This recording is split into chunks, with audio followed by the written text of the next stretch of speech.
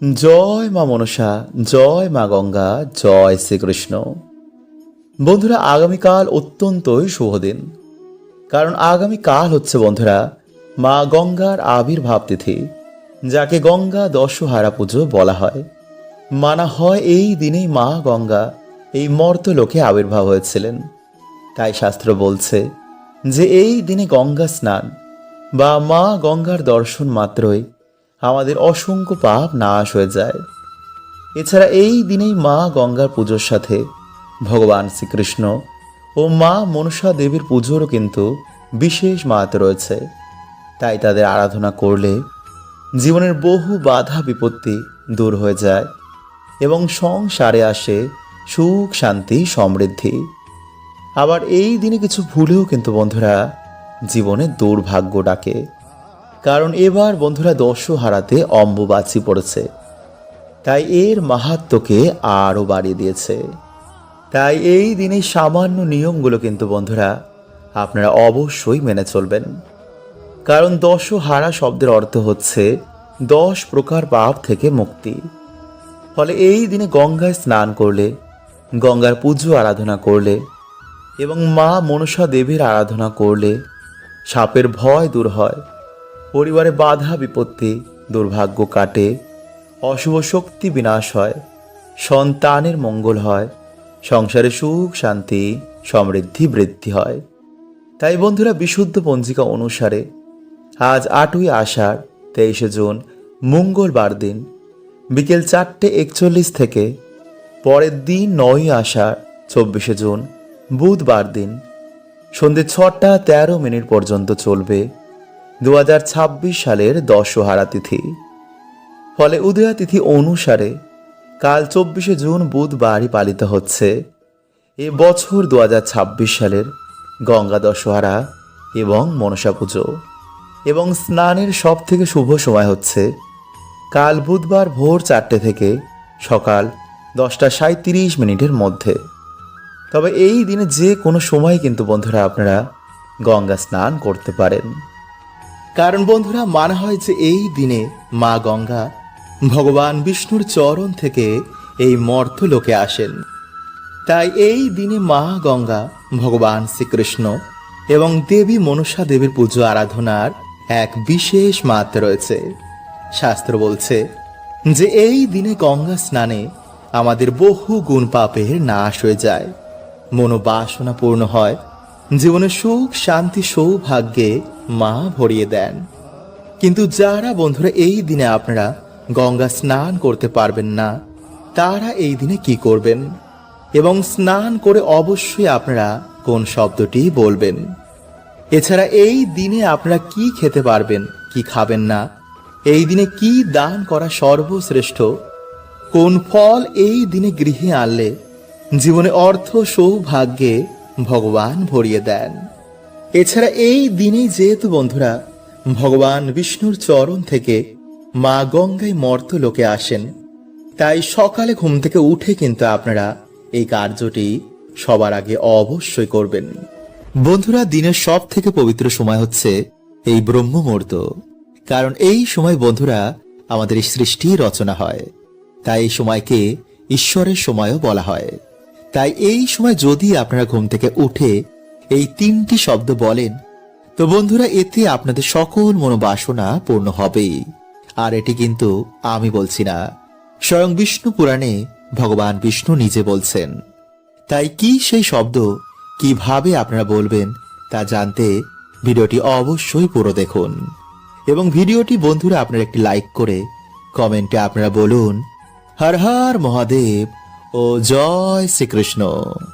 বন্ধুরা, বিষ্ণু পুরাণের প্রথম খণ্ডের 3য় অধ্যায়ে ভগবান বলছেন যে একটি পুরো দিনের মধ্যে 30টি মুহূর্ত হয়, আর তার মধ্যে 10টি হচ্ছে অশুভ, 16টি হচ্ছে শুভ, বিচিত্র 2টি এবং মহৎ 2টি।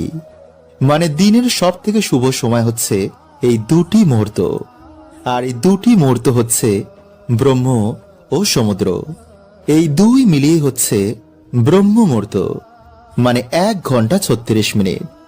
মানে ধরুন আমাদের এখানে ভোর 5টার সময় সূর্য উদয় হয়, তো তার আগে 1 ঘন্টা 36 মিনিটই হচ্ছে এই ব্রহ্ম মুহূর্ত। তাই এই সময়ের মধ্যেই কিন্তু বন্ধুরা আপনারা এই বিশেষ শব্দটি বলতে পারেন। তো পুরো ইউনিভার্স আপনাকে আপনার মনের বাসনা পূর্ণ করতে সহায়তা করবেই। আর এটা আমি বলছি না, আমাদের ঋষি মুনিরা, ভগবান বিষ্ণু এটি বলছে যে সর্বদা যদি আপনারা পজিটিভ চিন্তা করেন, পজিটিভ ভাবেন, তো আমাদের আশেপাশে পজিটিভ এনার্জিদের আগমন বেড়ে যায়। ফলে সর্ব কাজেই আমরা সফলতা প্রাপ্ত করি। সেই পজিটিভ এনার্জিরা আমাদের সহায়তা করেন। তাই এর জন্য বন্ধুরা আমাদের শাস্ত্র বলছে যে সময়কে পরমেশ্বরের সময় বলা হয়। এই সময় বিভিন্ন পজিটিভ এনার্জিরা এই পৃথিবীর দিকে ছুটে আসেন।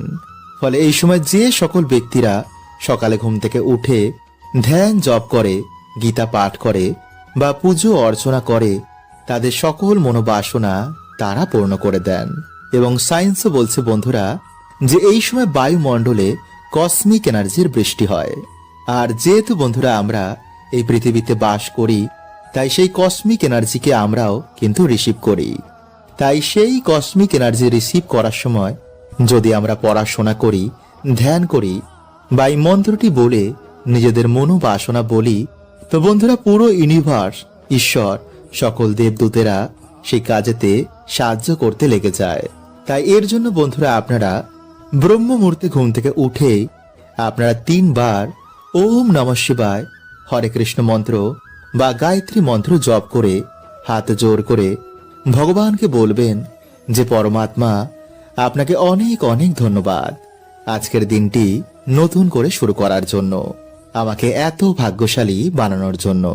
এবং তারপর বন্ধুরা আপনারা আপনাদের যা মনোবাসনা রয়েছে তা পূর্ণ হয়ে গেছে তা এমন বলবেন এবং তা কল্পনা করবেন। মানে ধরুন আপনার একটি ভালো চাকরি চাই, তো আপনারা কি বলবেন যে হে পরমাত্মা, আমাকে এত ভালো একটি চাকরি দেওয়ার জন্য আপনাকে অনেক অনেক ধন্যবাদ, আমাকে এত ধন সম্পত্তি দেওয়ার জন্য আপনাকে অনেক অনেক ধন্যবাদ। বন্ধুরা আপনারা কিন্তু সেই সময় চাইবেন না, বলবেন আমি পেয়ে গেছি। এইভাবেই আপনারা প্রত্যেক দিন সকালে ব্রহ্ম মুহূর্তে ঘুম থেকে ওঠার পর এই কল্পনা করবেন এবং 21 বার অন্তত আপনারা এটি বলবেন।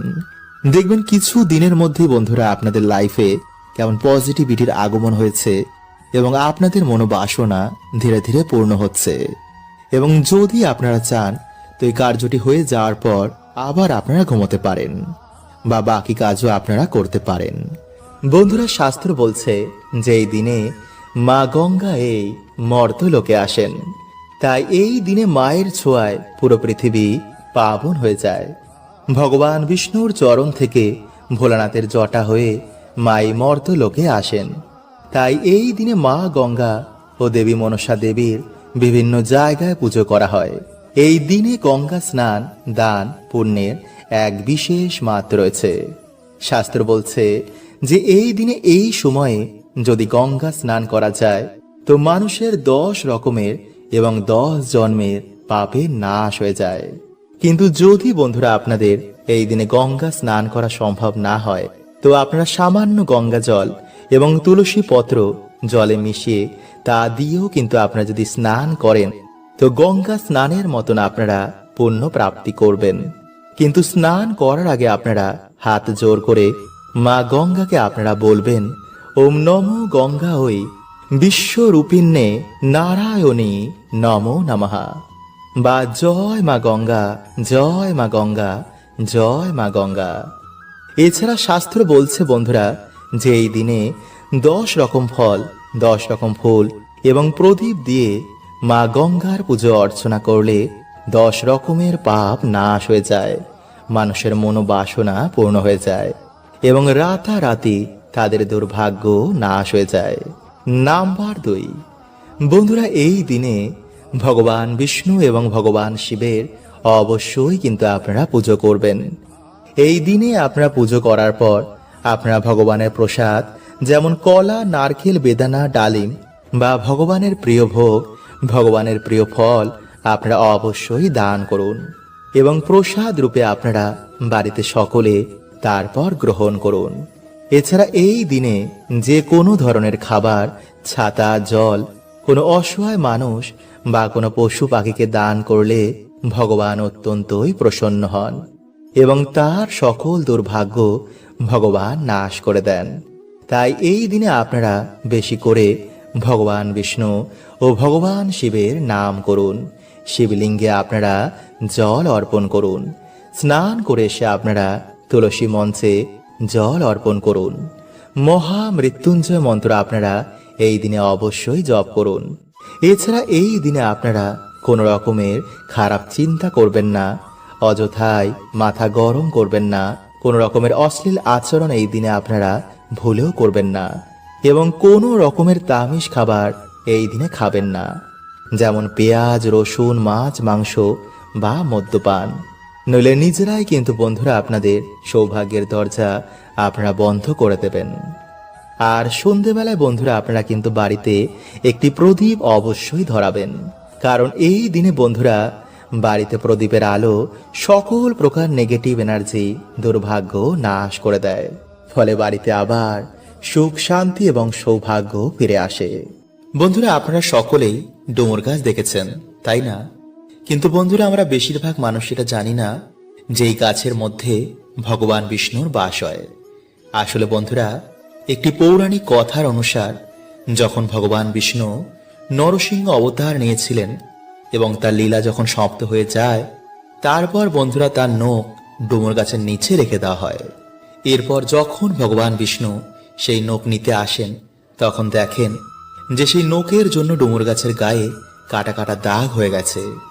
তখন ডুমুর গাছ বলেন, হে প্রভু, আপনি আমার সাথে এমন কেন করলেন?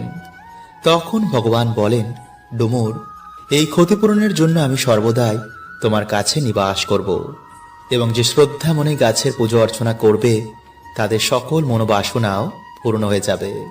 তাই বন্ধুরা অগ্নি পুরাণে অনুসার কিছু কিছু গাছের মধ্যে কোনো না কোনো দেবদেবীর আশীর্বাদ রয়েছে, যেমন ধুতুরা, নীলকণ্ঠ এবং আকন্দ। বন্ধুরা এই সব গাছের মধ্যে ভগবান শিবের আশীর্বাদ রয়েছে। ঠিক তেমনি তুলসী, ডুমুর এবং কলা গাছ।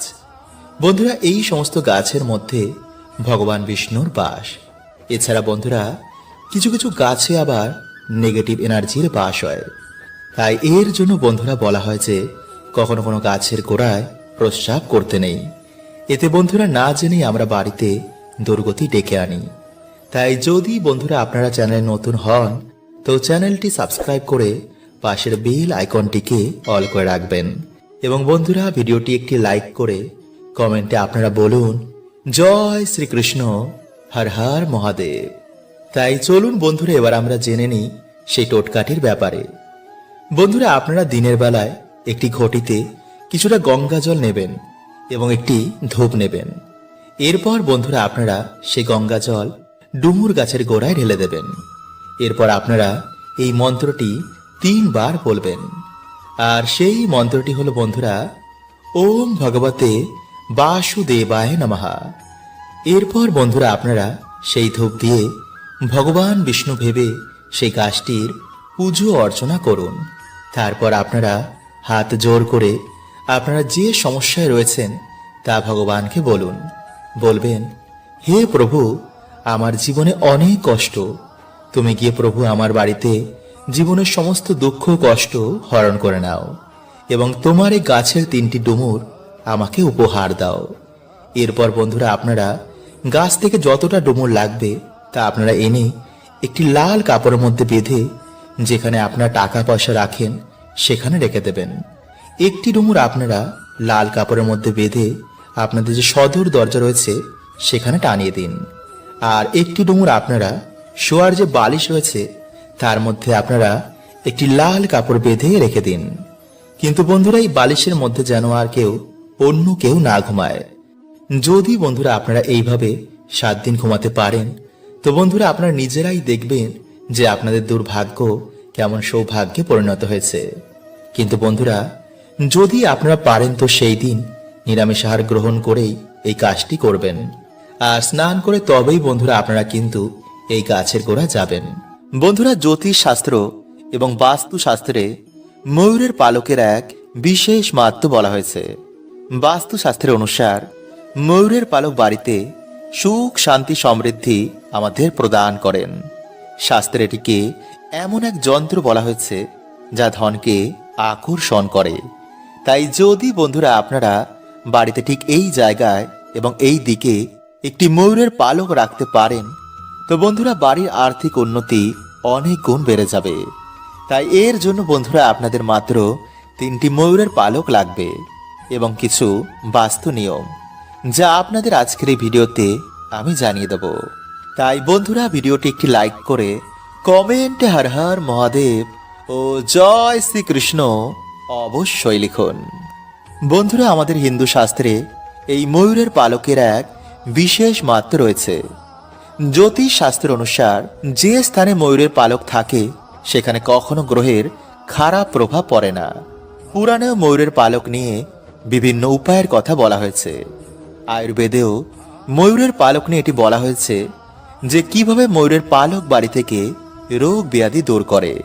সাথে ভগবান শ্রীকৃষ্ণ এই ময়ূরের পালকের অনেক প্রশংসা করেছেন এবং তিনি তা নিজের মুকুটে সর্বদাই ধারণ করেন। ময়ূরের পালক ছাড়া তিনি কখনো কোথাও যান না। তাই ভগবান শ্রীকৃষ্ণ বলেন যে ময়ূর হচ্ছে সুখ শান্তি সমৃদ্ধির প্রতীক। ময়ূরের পালক মানুষকে সমস্ত রকম নেগেটিভ ঊর্জা থেকে রক্ষা করে, ফলে সহজেই মানুষের জীবনে সুখ শান্তি ফিরে আসে। তাই হিন্দু ধর্মে ময়ূরকে মা লক্ষ্মী, মা সরস্বতী, শ্রী গণেশ, হনুমানজি এবং কার্তিকীজির সাথে যুক্ত করা হয়েছে। তাই ময়ূরের পালককে ব্যবহার করে সহজেই মা লক্ষ্মীকে প্রসন্ন করে জীবনে সুখ শান্তি সমৃদ্ধি প্রাপ্ত করা যায়। এবং ময়ূরের পালকের সাথে যদি একটি বাঁশি রাখা যায় তো বন্ধুরা এটিকে বাড়ির জন্য খুবই শুভ বলে মানা হয়। নাম্বার 2, বন্ধুরা যদি আপনাদের বাড়িতে সুখ শান্তি সমৃদ্ধি আসতে বাধার সৃষ্টি হচ্ছে, তো বন্ধুরা আপনারা কি করবেন, বাড়ির যে মুখ্য দরজা রয়েছে তার উপর আপনারা গণেশজির প্রতিমা রেখে তার দুপাশে 2টি ময়ূরের পালক রাখবেন। এতে বন্ধুরা আপনাদের বাড়িতে কোনো রকমের নেগেটিভ ঊর্জা আর প্রবেশ করতে পারবে না। এবং যদি বন্ধুরা আপনাদের বাড়ির সদর দরজা বাস্তু নিয়মের বিপরীতে হয়, তো বন্ধুরা বাড়ির যে মুখ্য দরজা রয়েছে তার উপরে আপনারা 3টে ময়ূরের পালক টানিয়ে দিন। এতে বন্ধুরা আপনাদের বাড়ির বাস্তু ঠিক হয়ে যাবে। নাম্বার 3, বন্ধুরা যদি আপনাদের ওপর গ্রহের খারাপ দৃষ্টি চলে, রোগ ব্যাধি যদি আপনাদের ঘিরেই থাকে, কিছুতেই যদি বাড়িতে উন্নতি না হয়, তো বন্ধুরা আপনারা একটি ময়ূরের পালক নিয়ে তাতে গঙ্গা জল ছিটিয়ে বা শুদ্ধ জল ছিটিয়ে ভগবান শ্রীকৃষ্ণের নাম নিয়ে বাড়িতে এমন জায়গায় রেখে দিন যেখানে কেউ সে জিনিসটিকে দেখতে না পায়। নাম্বার 4, পড়াশোনায় কিছুতেই মন লাগে না। বন্ধুরা যাদের পড়াশোনায় একদমই মন বসছে না বা পড়া মুখস্থ থাকছে না, তারা কি করবেন, একটি ময়ূরের পালক নিয়ে তাতে গঙ্গাজল ছিটিয়ে মা সরস্বতীর পায়ের কাছে রেখে দিন। পরের দিন আপনারা সেই ময়ূরের পালকটিকে নিজের বইয়ের মধ্যে রেখে দিন। এতে আপনাদের পড়াতে অবশ্যই মন বসবে। নাম্বার 5, যাদের বাড়িতে ছোট বাচ্চা বা কারোর ওপর নজর বারবার লাগে, তারা বালিশের নিচে একটি ময়ূরের পালক রেখে রাতের বেলায় ঘুমিয়ে পড়ুন। পরের দিন আপনারা সেই ময়ূরের পালকটি নিয়ে গিয়ে কোনো প্রবাহমান জলাশয়ে ভাসিয়ে দিন। নাম্বার 6, শত্রু নাশ। বন্ধুরা কেউ যদি আপনাদের পিছনে বারবার লাগছে, তো মঙ্গলবার দিন আপনারা হনুমানজির মাথার সিঁদুর নিয়ে সেই ময়ূরের পালকে লাগিয়ে দিন। সকালে স্নান করেই সেই শত্রুর নাম নিয়ে আপনারা কোনো জলাশয়ে ভাসিয়ে দিন। নাম্বার 7, বন্ধুরা যদি আপনাদের কোনো মনোবাসনা এখনো বাকি রয়েছে বা আপনাদের আর্থিক উন্নতি চাই, তো স্নান করে সে ভগবান রাধা কৃষ্ণের মন্দিরে গিয়ে বা বাড়িতেই ভগবান শ্রীকৃষ্ণের মাথায় ময়ূরের পালকটি বেঁধে দিন এবং নিজের মনের যা ইচ্ছা রয়েছে তা ভগবানকে বলুন। দেখবেন কিছু দিনের মধ্যে আপনাদের বাড়িতে সুখ শান্তিতে ভরে গেছে।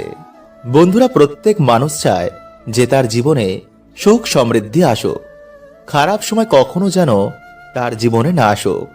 কিন্তু বন্ধুরা এমনটা সম্ভব নয়, কারণ আমাদের জীবনে সুখ দুঃখ গোল গোল ঘোরে।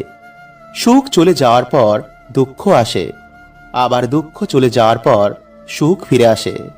হ্যাঁ বন্ধুরা, আমি জানি যে দুঃখের সময় কাটানো অনেকই কষ্টকর হয়, কিন্তু এই সময় কিছু এমন সংকেত প্রাপ্ত হয় যা দেখে আপনি সহজেই বুঝতে পারবেন যে আপনার ভালো সময় কখন আসতে চলেছে। হ্যাঁ বন্ধুরা, তাই অবশ্যই ভিডিওটা পুরো দেখবেন। তো নমস্কার বন্ধুরা, আমি রাজু, আর আমাদের চ্যানেলে আপনাদের স্বাগত। তার আগে বন্ধুরা, ভিডিওটি একটি লাইক করে কমেন্ট হর হর মহাদেব ও জয় শ্রীকৃষ্ণ অবশ্যই লিখুন। নাম্বার 1, যদি পুজো করার সময় আপনার চোখ দিয়ে জল পড়তে শুরু করে, বা পুজো করার সময় যদি আপনার মনে হয় যে তিনি আপনাকে দেখে হাসছেন, তো এটা খুবই ভালো সংকেত মানা হয়। এর মানে ঈশ্বর আপনার ওপর খুবই প্রসন্ন, আর আপনার জীবনে ভালো সময় খুব তাড়াতাড়ি আসবে। নাম্বার 2, যদি আপনার বাড়িতে হঠাৎই কালো পিঁপড়ের আগমন বেড়ে যায়, তো বুঝবেন যে আপনার বাড়িতে মা লক্ষ্মীর আগমন হবে। ফলে টাকা পয়সা জনিত কোনো রকম সমস্যা আপনার জীবনে আর থাকবে না। তাই অবশ্যই বন্ধুরা পিঁপড়েদের প্রণাম করে আটাতে চিনি মিশিয়ে তাদের খেতে দিন।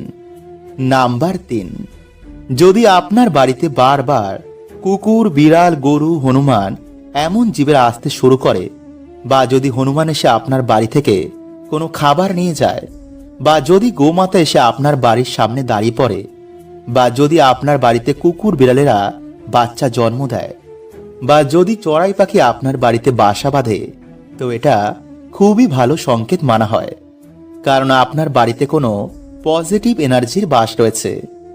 এর কারণে এরা ছুটে ছুটে আপনার বাড়িতে চলে আসে।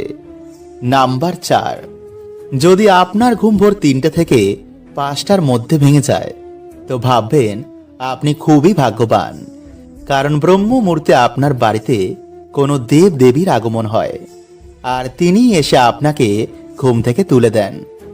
যদি আপনি ঘুম থেকে উঠে সেই সময় জপ তপ করেন, তো আপনার জীবন খুব তাড়াতাড়ি পরিবর্তন হবে। নাম্বার 5, যদি আপনার বাড়িতে হঠাৎই বাচ্চাদের আগমন বেড়ে যায়, বা যদি বাচ্চারা আপনাকে দেখেই একগাল হাসি দেয়, তাহলে ভাববেন আপনার সাথে ঈশ্বরের আশীর্বাদ রয়েছে, কারণ ছোট ছোট বাচ্চারা ঈশ্বরকে দেখতে পায়, তাই আপনার দিকে তাকিয়ে তারা একগাল হাসি দেয়। নাম্বার 6, যদি আপনার বাড়িতে একই জায়গায় 3টে টিকটিকি দেখতে পান, তো এটা খুবই শুভ মানা হয়। এরাও বাড়িতে মা লক্ষ্মীর আগমনের সংকেত দেয়। নাম্বার 7, যদি সকালে কোনো কাজে যাওয়ার সময় প্রায় দিনই কোনো বাছুরকে গোমাতার স্তন পান করতে দেখেন, বা যদি স্বপ্নে প্রায় দিনই কোনো দেব দেবীর আগমন হয়, তো ভাববেন আপনার জীবনে এবার ভালো সময় আসবে। হরে কৃষ্ণা। ওম নমঃ শিবায়।